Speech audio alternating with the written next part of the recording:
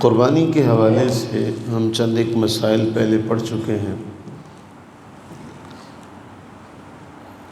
قربانی کے جانور کی عمر کے حوالے سے ہمارے ہاں جو مسلمہ ایک معاملہ ہے وہ یہ ہے کہ 3 طرح کے جانور ہیں جو ہمارے ہاں پائے جاتے ہیں۔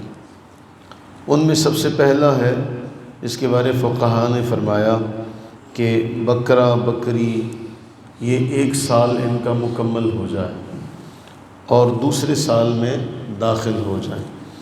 جو بیل گائے بھینس بھینسا کٹا ان کی عمر جو ہے وہ 2 سال شرط ہے اور تیسرے سال میں یہ داخل ہو جائے۔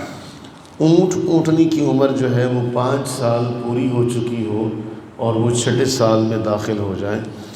یہاں قمری سال مراد ہے، انگریزی نہیں بلکہ اسلامی سال مراد ہے۔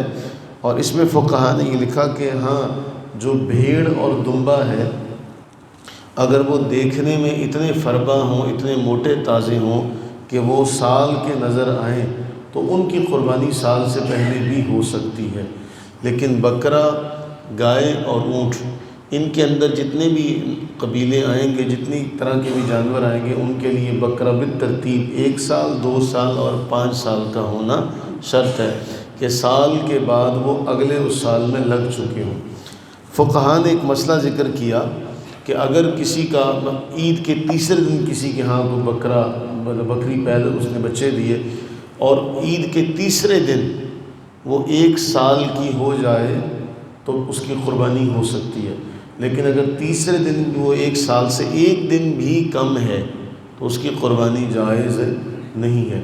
اب اس میں جو مسئلہ آتا ہے، ہمارے فقہاء فرماتے ہیں کہ 2 دانت والا ہونا اس کی سال کے ہونے کی علامت ہے۔ 2 دانت والا ہونا، دوندا ہونا اس کے سال کے ہونے کی علامت ہے۔ اس لیے اگر یہ علامت اس میں پائی جاتی ہے تو چونکہ یہ علامت پہلے نہیں آ سکتی، اس لیے اس کو نشانی کے طور پر معاون جو ہے بنایا گیا اور یہ کہا گیا کہ جی دوندا ہو جائے تو اس کی قربانی جائز ہے۔ لیکن اگر کسی نے خود دیکھا ہے، اس کو جانور کی عمر کا یقین ہے کہ جانور کی عمر اتنی ہو چکی ہے اور اس کے بعد بھی وہ 2 دانت والا نہیں ہوا تو بھی اس کی قربانی جو ہے وہ ہو سکتی ہے، کیونکہ وہ جو نصاب ہے سال کا ہونا، 2 سال کا ہونا، 5 سال کا ہونا وہ پورا ہو رہا ہے، اس لیے اس کی قربانی جائز ہے۔ یہ ان کی عمر کا معاملہ ہے۔ اللہ سے دعا کریں کہ اللہ تعالیٰ اپنی رحمت کا صدقہ ہم سب کے لیے وسعت والا معاملہ فرمائے اور ہم سب کو اسلام کے تمام وہ کام جو ہمارے اوپر لازم ہے احسن اور خوبی کے ساتھ کرنے کی توفیق عطا فرمائے۔ آمین ثم آمین۔